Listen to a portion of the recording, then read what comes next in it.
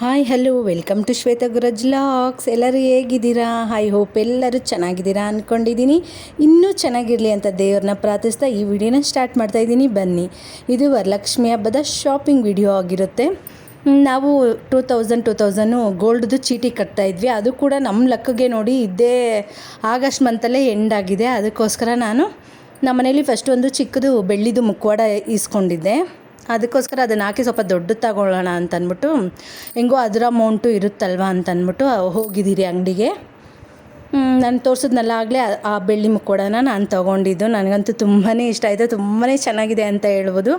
ನಾನು ತೊಗೊಂಡಿರೋ ಬೆಳ್ಳಿ ಮುಖವಾಡ 300 ಗ್ರಾಮ್ಸ್ ಏನೋ ಇದೆ. ಮತ್ತು ನನ್ನ ಮಗಳಿಗೆ ನಾನು ಇಯರಿಂಗ್ಸ್ ತೊಗೊಂಬಂದೆ ಡೈಲಿ ಯೂಸ್ಗೋಸ್ಕರ. ತುಂಬ ದಿನದಿಂದ ಅವಳಂತೂ ವೆಯ್ಟ್ ಮಾಡ್ತಿದ್ಲು. ಒಂದು ಇಯರಿಂಗ್ಸ್ ಇತ್ತು, ಬಟ್ ಅದು ಈ ಥರ ಚುಚ್ಕೊಳ್ತಿತ್ತು ಕಿವಿಗೆ. ಅದಕ್ಕೋಸ್ಕರ ಅದನ್ನು ಹಾಕ್ಬಿಟ್ಟು ಅವಳಿಗೊಂದು ಇಯರಿಂಗ್ಸ್ ಕೂಡ ತೊಗೊಂಬಂದಿದ್ದೀನಿ. ಹೇಗಿದೆ ಏನಂತ ಕಾಮೆಂಟ್ ಮಾಡಿ ತಿಳಿಸಿ. ಅವಳಿಗೆ ಕಣ್ಮುಚ್ಕೊಂಡು ಹಿಂಗೊಂದು ಸರ್ಪ್ರೈಸ್ ಅಂತ ಹೇಳ್ಬಿಟ್ಟು ಕೊಡ್ತಾಯಿದ್ದೀನಿ ನಾನಿಲ್ಲಿ.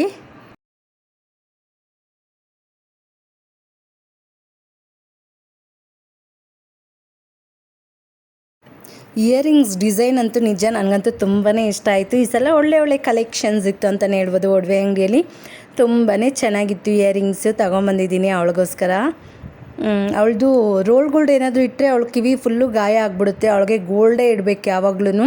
ಮೊನ್ನೆ ಡ್ಯಾನ್ಸ್ದು ಪ್ರೋಗ್ರಾಮ್ ಇತ್ತು ಅಂತ ಅಂದ್ಬಿಟ್ಟು ಅದ್ರದ್ದು ಇಯರಿಂಗ್ಸ್ ಇಟ್ಟಿದ್ದೆ. ಅದಕ್ಕೆ ಅವಳಿಗೆ ಕಿವಿ ಎಲ್ಲ ಫುಲ್ಲು ಗಾಯ ಆಗಿಬಿಟ್ಟಿತ್ತು. ಅದಕ್ಕೆ ತೆಗೆದ್ಬಿಟ್ಟು ನಾನು ಕಡ್ಡಿ ಇಟ್ಟಿದ್ದೆ.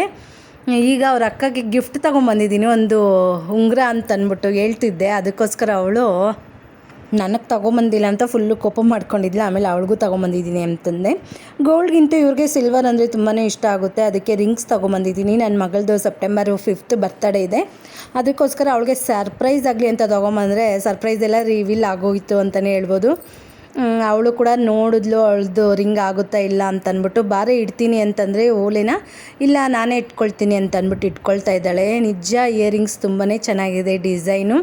ಇದು ಬಂದು 2 ಗ್ರಾಮ್ 400 ಮಿಲಿನೋ ಏನೋ ಇದೆ. ಒಟ್ಟು ಇದು ಪ್ರೈಸ್ ಬಂದು 15,000 ಆಯಿತು. ವೇಸ್ಟೇಜು ಮತ್ತು ಕೂಲಿ ಎಲ್ಲ ಹಾಕ್ತಾರಲ್ವ, ಅದಕ್ಕೋಸ್ಕರ. ಏನು ಗೋಲ್ಡ್ ತಗೊಳ್ಳೋದು, ನಮ್ಮಂಥ ಮಿಡಲ್ ಕ್ಲಾಸ್ ಅವರಂತೂ ಗೋಲ್ಡ್ ತಗೊಳ್ಳೋ ಹಾಗೆ ಇಲ್ಲ ಅಂತ ಅನಿಸುತ್ತೆ ನನಗಂತೂ. ತುಂಬಾ ಕಾಸ್ಟ್ಲಿ ಅಂತಲೇ ಹೇಳ್ಬೋದು ಗೋಲ್ಡು. ನಾನು ಬಂದು ಇದು ಚೀಟಿ 2,000 ತಿಂಗಳು ಕಟ್ಕೊಂಡು ಹೋಗ್ತಿದ್ದೆ. 15 ಮಂತು 15 ತಿಂಗಳು ಚೀಟಿ. ಇದು 30,000 ಆಗಿತ್ತು. ಆ ಬೆಳ್ಳಿದು ಮುಖವಾಡ ನಂದು ಬಂದು 31,500 ಆಯಿತು. ಅದು 300 ಗ್ರಾಮ್ ಇದೆ ಆ ಬೆಳ್ಳಿ ಮುಖವಾಡ. ಹಬ್ಬಕ್ಕೆ ಇಡ್ತೀನಲ್ವ, ನೋಡ್ಬೋದು ತುಂಬಾ ಚೆನ್ನಾಗಿದೆ. ಮುಖವಾಡ ದೊಡ್ಡದಾಗಿದೆ. ಅಷ್ಟು ದೊಡ್ಡದು ತಗೊಳ್ಬೇಕು ಅಂತ ಯಾವತ್ತಿಂದನೋ ಅಂದ್ಕೊಂಡಿದ್ದೆ ನಾನು. ಹಳೆ ಮುಖವಾಡ ತೊಗೊಂಡೊಂದು 13 ಇಯರ್ಸ್ ಆಯಿತು. ಅದು ತುಂಬಾ ಚಿಕ್ಕದಾಗಿತ್ತು, ಬಟ್ ಅದು ಲಕ್ಷಣವಾಗಿ ತುಂಬಾ ಚೆನ್ನಾಗಿತ್ತು.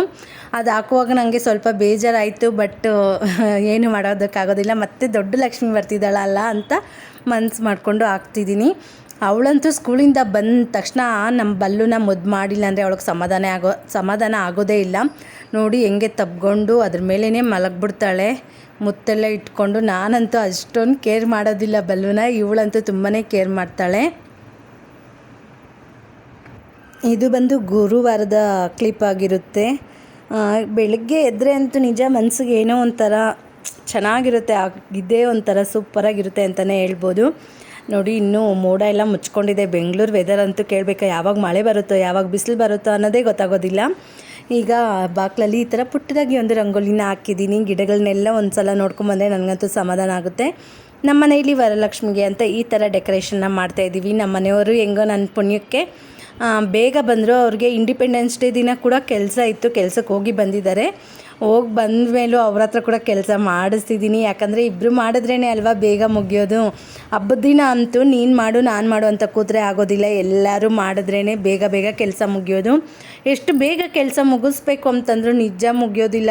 12:30 1 o'clock ಆಯಿತು ಅಂತಲೇ ಹೇಳ್ಬೋದು. ನೈಟ್ ಅಂತೂ ಯಾವ ಥರ ಹಾಕಿದ್ರೆ ಚೆನ್ನಾಗಿರುತ್ತೆ ಏನು ಅಂತ ಅಂದ್ಬಿಟ್ಟು ಎಲ್ಲ ಹಾಕ್ತಿದ್ದೀರಿ. ಇದು ಬ್ಯಾಕ್ಗ್ರೌಂಡ್ ಬಂದು ನಾನು ಫಸ್ಟೇ ತೊಗೊಂಡು ಇಟ್ಕೊಂಡಿದ್ದೆ. 1 year ಆಯಿತು ಅಂತಲೇ ಹೇಳ್ಬೋದು. ಮೀಶೋದಲ್ಲಿ ಬ್ಯಾಕ್ಗ್ರೌಂಡ್ ಸ್ಕ್ರೀನ್ನ ತೊಗೊಂಡು ಇಟ್ಕೊಂಡಿದ್ದೀನಿ ನಾನು. ಚೆನ್ನಾಗಿ ಕಾಣ್ತಿದೆ. ಈಗ ನೋಡಿ ಅಮ್ಮನಿಗೆ ರೆಡಿ ಮಾಡಿ ಸುಮ್ಮನೆ ಕೂರಿಸಿದ್ದೀನಿ. ಇನ್ನೂ ಪ್ರತಿಷ್ಠಾಪನೆ ಮಾಡಲಿಲ್ಲ. ಗುರುವಾರನೇ ಎಲ್ಲ ರೆಡಿ ಮಾಡಿ ಇಟ್ಟಿರ್ತೀನಿ.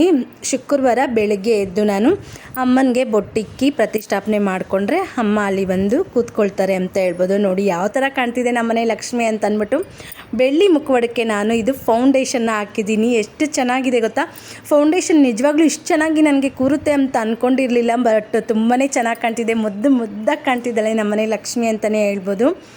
ವರಲಕ್ಷ್ಮಿ ಹಬ್ಬದ ದಿನ ರಂಗೋಲಿ ಹಾಕೋದಕ್ಕೆ ನಿಜ ಟೈಮೇ ಸಾಕಾಗಿಲ್ಲ. ಅದರಲ್ಲೂ ಕೂಡ ಕಲರ್ ಹಾಕಲೇಬೇಕು ಅಂತಂದ್ಬಿಟ್ಟು ಇಷ್ಟು ಮಾತ್ರ ರಂಗೋಲಿನ ಹಾಕಿದ್ದೀನಿ. ನಮ್ಮ ಬಲ್ಲು ನೋಡಿ ಯಾರು ಏನನ್ನ ಮಾಡ್ಕೊಳ್ಳಿ, ನಾನಂತೂ ನಿದ್ದೆ ಮಾಡೋಣ ಅಂತ ನಿದ್ದೆ ಮಾಡ್ತಿದ್ದಾನೆ.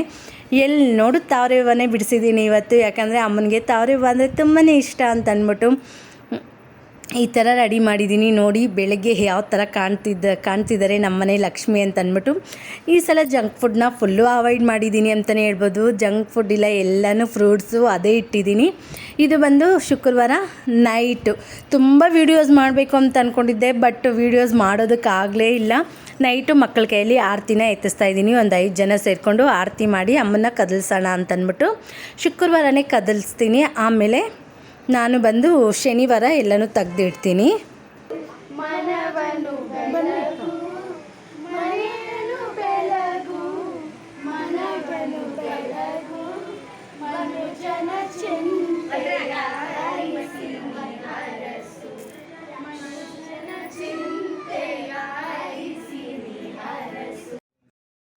ನೋಡಿದ್ರಲ್ಲ ಮಕ್ಕಳು ಎಷ್ಟು ಚೆನ್ನಾಗಿ ಹಾಡು ಹೇಳಿದ್ರು ಅಂತ. ನಿಮಗೂ ಕೂಡ ಅವ್ರು ಹಾಡಿದ್ದು ಇಷ್ಟ ಆಗಿರುತ್ತೆ ಅಂತ ಅಂದ್ಕೊಂಡು ಈ ವಿಡಿಯೋನ ಇಲ್ಲಿಗೆ ಎಂಡ್ ಮಾಡ್ತಿದ್ದೀನಿ. ಈ ವಿಡಿಯೋ ಯಾರಿಗೆಲ್ಲ ಇಷ್ಟ ಆಯಿತು ಪ್ಲೀಸ್ ಒಂದು ಲೈಕ್ ಮಾಡಿ.